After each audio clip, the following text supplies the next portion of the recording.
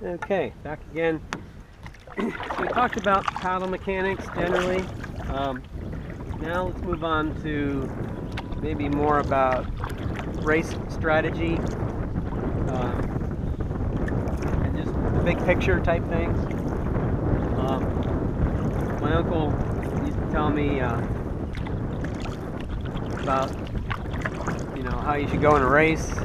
He said, well, you start out hard, you pick up in the middle, and sprint at the end. Okay, so but obviously you can't just go all out for a 2-hour race. So you gotta somewhat use some strategy.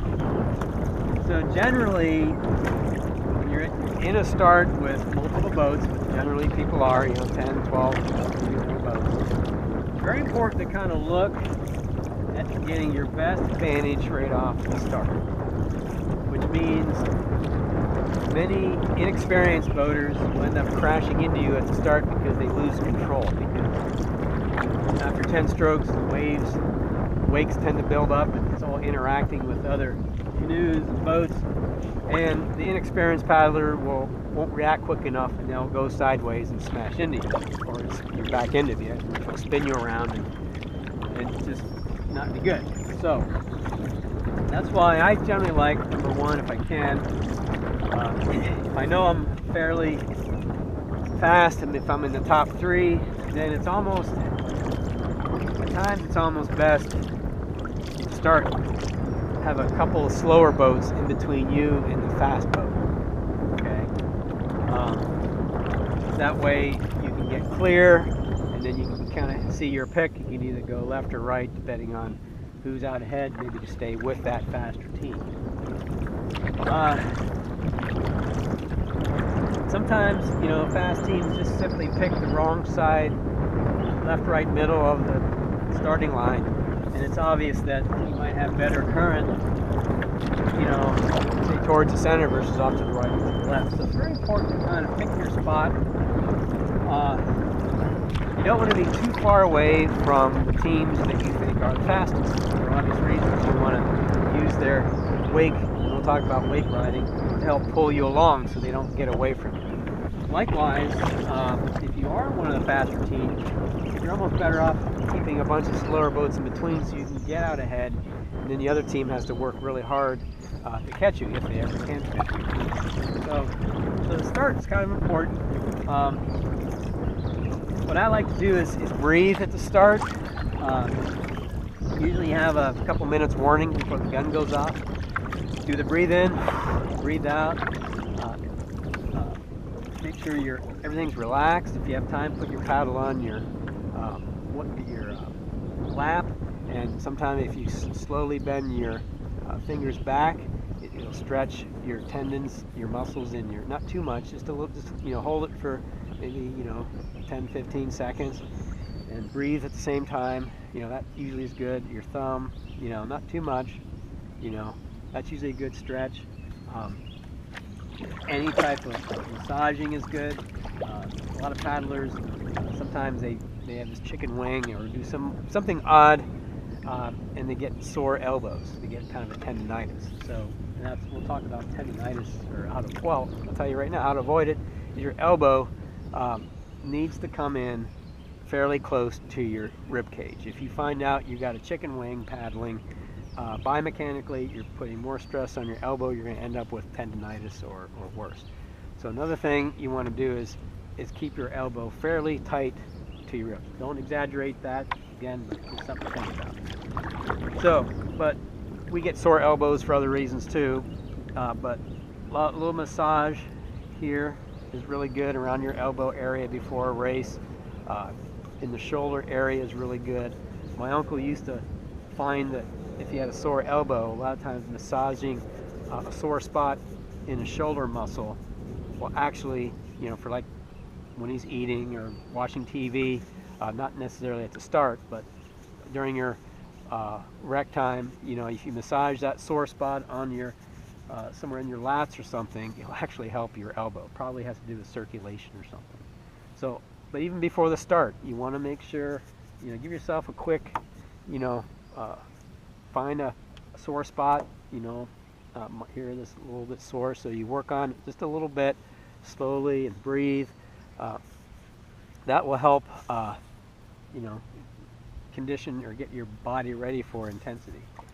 And of course, breathing. You can talk to your partner. Same thing. Remember to breathe. A lot of times you get nervous and start, quit breathing and you grip your paddle. You want to be relaxed. Matter of fact, the best way to not tip a canoe or a boat is to stay relaxed.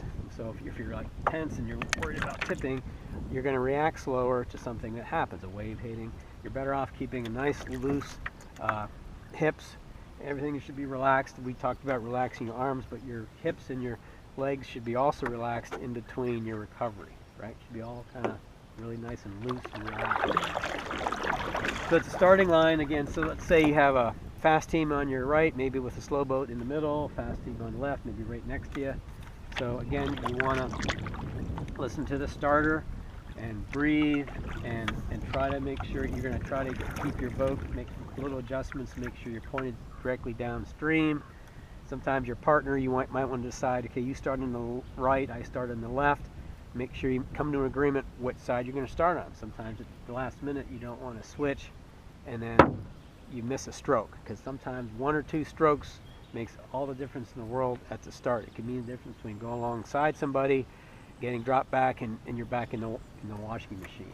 So it's important to think about things like that. So at the start, what I was told is there's a thing called glycogen that's in your muscles, or glucose or something. There's fast energy that you're going to dissipate in the first, I don't know, 5 minutes, and then you switch over to a different type of energy. You're more burning carbs, fat, and things like that. So you might as well, you know, it doesn't hurt to use that up in nearly 100% effort. Obviously, if you've warmed up properly, that's another thing too. You want to make sure you've got at least a 5-minute warm up where you, during that time, you paddle a little bit, 2 or 3 minutes, and you do at least one like 80%, 90% intensity, maybe for 15-20 seconds. So you want to make sure your muscles are ready for that intensity by at least giving them a taste of it before the start, maybe 5-10 minutes before the start, but no more than just a few seconds. You don't need a lot. For most long races, you know, it's not that critical to get 100% warmed up. You just want to be mostly warmed up so you're not going to hurt yourself. So you're at the line, you're getting ready, gun goes off, and everybody should be in sync. We generally find that a long, powerful stroke, kind of like a railroad engine starting up, sort of chug, chug, chug, chug, chug, chug, chug, chug, chug, chug, chug kind of thing. So you're better off like a long stroke, maybe 4 or 5. Once your boat picks up the speed, then you get into your maybe 78 strokes a minute. So you're sort of getting into that aerobic versus anaerobic, and you're breathing and you're relaxing and you're trying to stay in control. And normally, since I'm not the fastest sprinter, I'm usually riding the wave of someone alongside. So I'm very careful to breathe and have very efficient stroke and make it easy for my partner. So my guy in the bow only has to paddle at the most maybe 10 times on his side. So a lot of times I'll switch back and forth and let my partner have that equal number of strokes, even though I might have 20 on his side. I want to keep my bow person paddling very effectively. So that's what I do. Now, if you're in the bow, again, your job is to keep that boat moving and not worry about steering. Maybe just a little bit, a few correction strokes where you're pulling the bow left or right just a little bit can make a tremendous difference for what the stern person has to do. And then usually what happens is it takes only about 30 seconds for the pace to go from nearly 100% intensity down to about 90. And then in canoeing, sometimes it'll back down to 70-80% relatively quickly. The top boats will be out kind of all side by side, and the boats that aren't as fast will be struggling to try to get up to them. But once those top boats see that they've cleared some of the slower boats and some of the dangers of the slower boats, they typically will back off. And what they'll do is they'll look for strategic points to drop another boat. So if you have 6 or 7 boats all lined up, generally the best strategy is not to be racing with all these boats. For an 8-hour race, it doesn't matter. You can all pack up in a pack. I've been in packs of 12, 14 boats for like 2 hours in an 8-hour race, like general. But it doesn't matter how many boats, more the merrier. Matter of fact, I love interacting and bumping, and not hard, but you know what I mean, just sort of interacting with a bunch of boats. I just think that's challenging. It's fun for me. I don't really care about dropping the slower teams. But once you're within a half hour of the finish line, what the top teams are going to be thinking about is looking for opportunities with relatively low effort to drop the slower teams, so that you only have to deal with maybe 2 or 3 other canoes for that top winning position versus, you know, 7 or 8 boats. And how they do that is usually with shallow water. Matter of fact, there's not much. That's probably the #1 way to drop the slower boat is when you see that riffly water with the V coming up. What'll happen is 100 feet or so before, one of those fast boats will start picking up the pace. You'll see their bow surging forward, and the other boats will obviously pick up the pace. And what happens is, because although the wakes are, when you're going slower, the wakes are more straight out. When the faster you go, the more wakes are straight back. So just by going from 60% intensity to 80% intensity, a lot of times you can hide it. The lead boats will hide it. Doesn't look like they're paddling harder.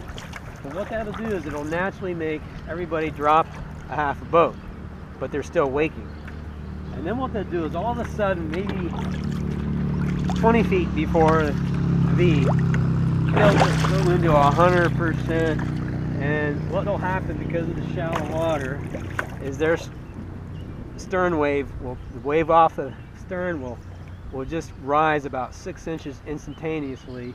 And if the people behind aren't on it like that, like within a half a stroke, they're going to fall back on the second wave and probably the third, because